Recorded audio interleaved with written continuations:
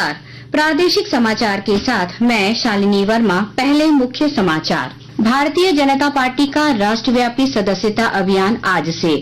प्रधानमंत्री नरेंद्र मोदी पार्टी अध्यक्ष जेपी नड्डा से सदस्यता का नवीकरण प्रमाण पत्र लेकर अभियान का करेंगे शुभारंभ। राज्य में उत्पाद सिपाही भर्ती दौड़ में मरने वालों की संख्या हुई 11, आईजी होमकर ने की पुष्टि। नेता प्रतिपक्ष अमर बावरी ने झारखंड सरकार पर मौत का आंकड़ा छुपाने का लगाया आरोप। पूर्व मुख्यमंत्री चंपाई सोरेन का कोल्हान पहुंचने पर हुआ जोरदार स्वागत। श्री सोरेन ने कहा, यह बदलाव की लहर है जो कोल्हान के साथ पूरे झारखंड में दिखेगी। और पेरिस पैरालंपिक्स में निषाद कुमार ने पुरुषों की ऊंची कूद स्पर्धा में जीता रजत पदक। प्रीति पाल ने महिलाओं की 200 मीटर स्पर्धा में जीता कांस्य। प्रधानमंत्री नरेंद्र मोदी ने दी बधाई। और अब समाचार विस्तार से।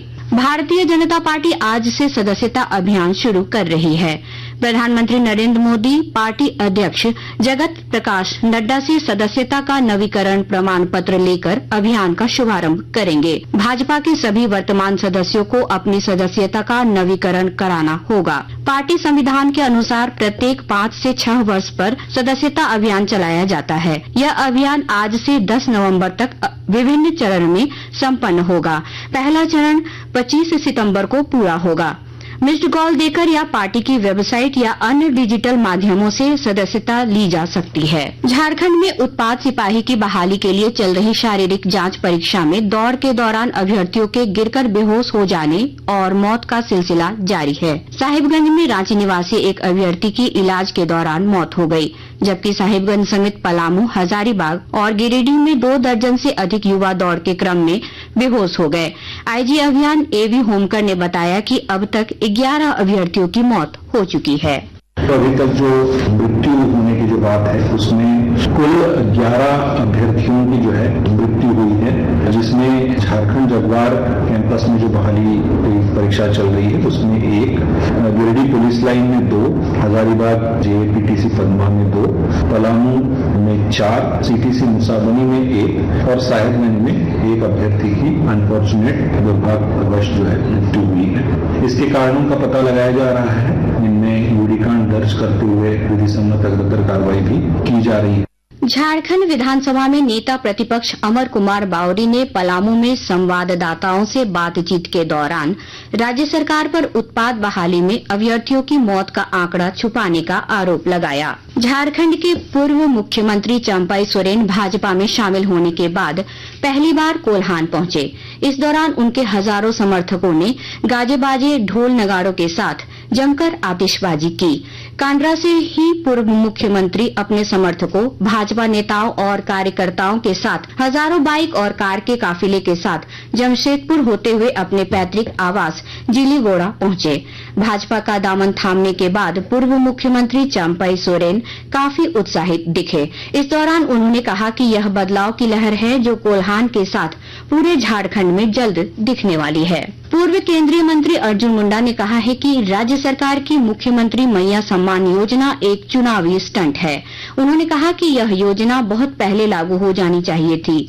श्री मुंडा सरायकेला जिला कार्यालय में भाजपा की बैठक के बाद पत्रकारों से बातचीत कर रहे थे।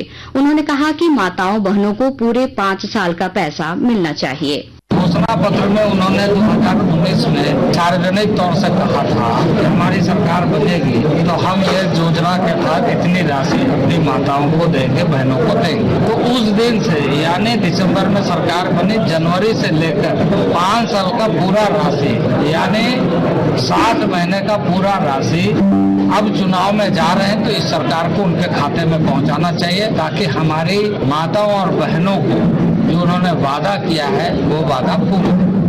झारखंड में विधानसभा चुनाव को लेकर सभी दल अपने अपने स्तर से तैयारी में जुट गए हैं। भाजपा महानगर की ओर से जमशेदपुर के बर्मा माइंस में बैठक आयोजित की गई।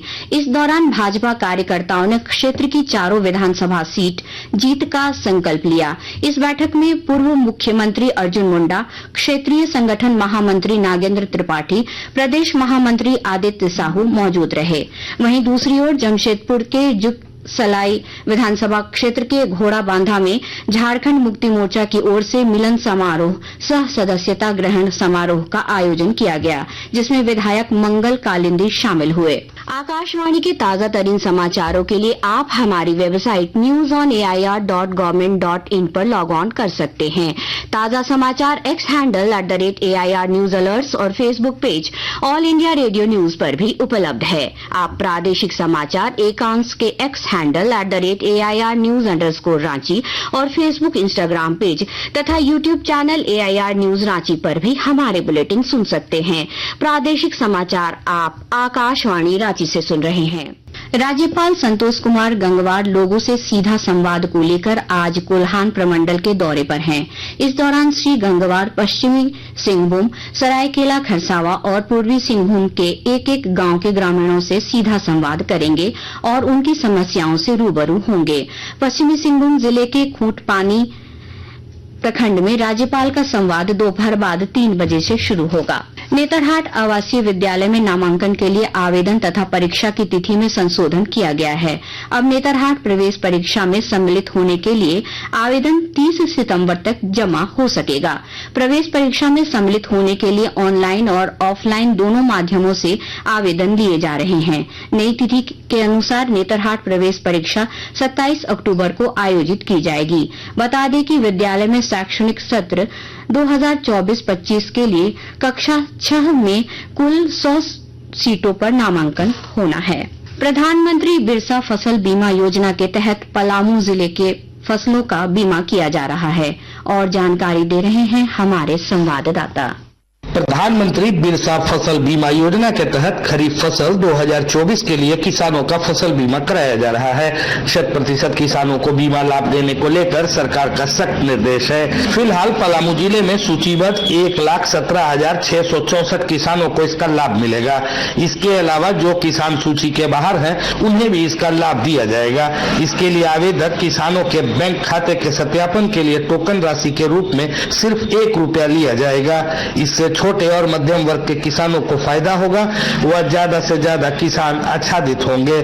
जसप्रीत सिंह, आकाशवाणी समाचार, पलामू। कौशल भारत कुशल भारत योजना के तहत ग्राहक सेवा प्रतिनिधियों को 28,000 रूपये के मानदेय पर नियुक्त किए जाने की खबरें झूठी हैं। सूचना और प्रसारण मंत्रालय ने बताया कि इस तरह की किसी भी नियुक्ति किए जाने का दावा गलत है। मंत्रालय ने इस खबर को भी गलत बताया कि नियुक्ति से पहले 1,350 रूपये के पंजीकरण शुल्क का भुगतान करना होगा। पेरिस पैरालंपिक्स में भारतीय खिलाड़ियों का शानदार प्रदर्शन जारी है। प्रीति पाल ने महिलाओं की 200 मीटर T35 स्पर्धा में अपना दूसरा कांस्य पदक जीता। प्रीति ने इससे पहले 100 मीटर T35 स्पर्धा में भी कांस्य पदक जीता था। एथलेटिक्स में पुरुषों की ऊंची कूद T47 स्पर्धा में निषाद कुमार ने रजत पदक जीता। इसी के साथ भारत के पदकों की संख्या 7 हो गई है। इनमें 1 स्वर्ण, 2 रजत और 4 कांस्य पदक शामिल हैं। प्रधानमंत्री नरेंद्र मोदी ने पदक जीतने वाले सभी खिलाड़ियों को बधाई दी है। आज भी कई भारतीय खिलाड़ी पदकों की दावेदारी करेंगे। एक रिपोर्ट।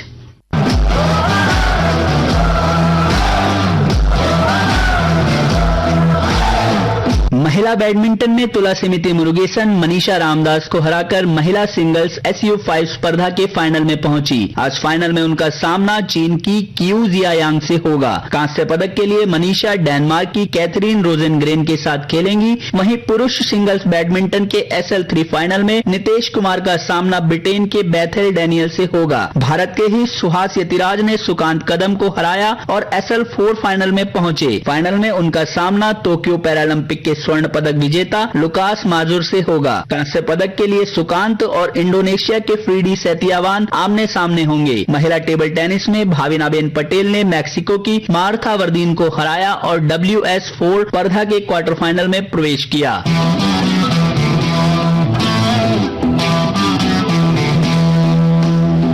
और अब कुछ संक्षिप्त खबरें। सिमडेगा जिले में ठेठई टांगर थाना क्षेत्र में एक ऑटो के पलट जाने से 10 लोग घायल हो गए। गंभीर रूप से घायल 6 लोगों को रिम्स रेफर किया गया है।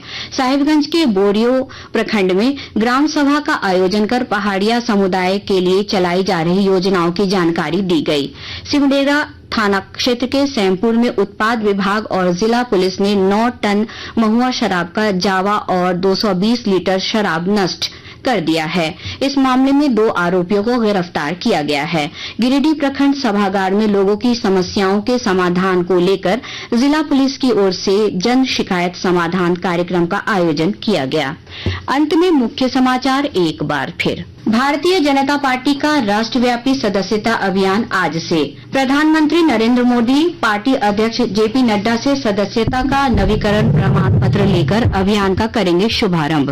राज्य में उत्पाद सिपाही भर्ती दौड़ में मरने वालों की संख्या हुई 11।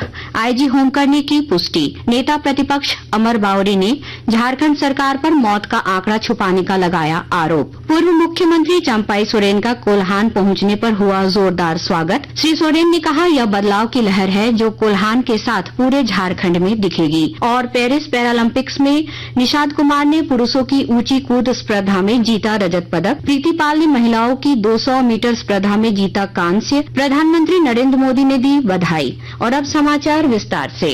इसके साथ ही आकाशवाणी रांची से प्रादेशिक समाचार का ये बुलेटिन समाप्त हुआ। नमस्कार।